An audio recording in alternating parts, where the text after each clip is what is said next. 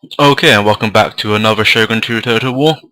I'm Carpus, and here today we have Prophet Camo, and on this side I believe it's Tengen, or Tenjin, my apologies. And on the side we have Ollie and Stratos for Kamikaze. And you see straight away that their main priority is to head right over here for the shrine, giving them a morale boost, which would be nice. Always give him a good advantage. But as you can see here, Prophet does have a ninja unit. If he uses these well, it could delay that slightly and hopefully take down one of their avatar bodyguards. You see here, Tenjin's setting up his bow cavalry, also do some frontline harassment against this. There's some monk and katana cavalry. I do believe that the bow cavalry is faster, though he's going to have to use them pretty quickly, as you can see, because these are charging there. Pretty got these away just in time. Only see he's got his ninjas pretty close now. He still can do some damage there, but he's got to be careful because they will be reinforced very quickly over here by these. So, as you can see, Ollie is wise, so he's going to move these before his units have much of a chance. You can see over there, they're just capturing the farmhouse. Give them a boost with their fatigue.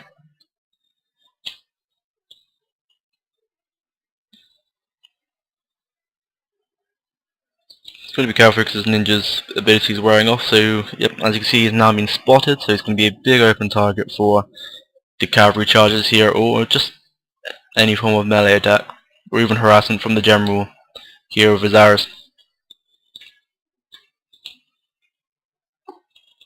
Thing I'm most looking forward to in this game, as you can see over here, Prophet Man has some sword attendants. So here's some of the newer DLC units. I like to see how they play out. Statistically, they're not really that great, but they do have quite a few numbers, so they might be able to do a good impact. It'd be quite a nice support unit as well for Tenjin down on this side. So it's going to be nice to see how he plays with these. And you can see if the overwhelming force hitting on against the ninjas here. The ninjas have very low morale. So they are only freely fighting. Yari Ashigaru. Oh, he's got some Nagayata in there. Or Nagayata attendants, one of the newer units as well. So it'd be nice to see how these plays out. He's got to be careful because he's got some enemy cavalry here on his right hand side. And you can see here the ninjas have already started to rout. And they've just completely broken out, so there'd be no chance of them returning back into the combat after a short while.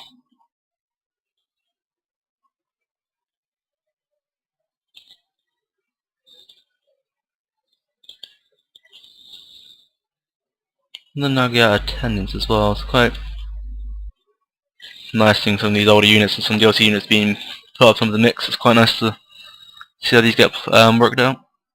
Some of his monk cavalry now charging right into it, but he does have some of his Nagayata samurai here on the right hand side protecting his general and his bow cav. So he's not going to commit to a charge on that side, but he's going to come around here in front. But then saying that, I just saw that he's got his warrior monks placed up here as well.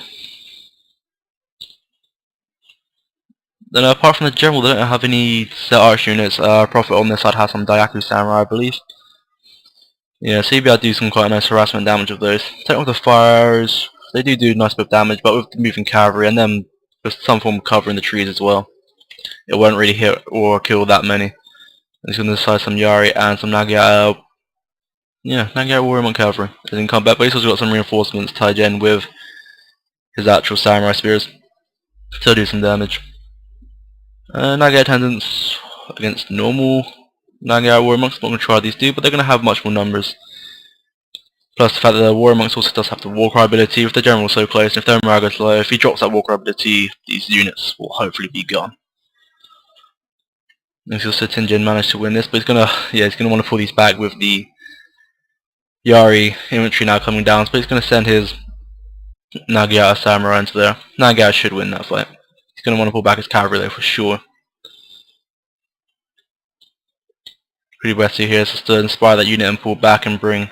Nope, I thought he had more melee. It'd be a good opportunity now for Prophet to march across and aid. But he's got to be careful. He's only got one set of Yara unit. They are the long Yara Ashigaru. They are amazing at the cavalry. I don't know if you saw one of my videos before when I did test them out. They do some nice damage. So he's going to want to have them covering the back with the sword units. Cavalry? Because the cavalry will just plow through those katana units with a lot of these.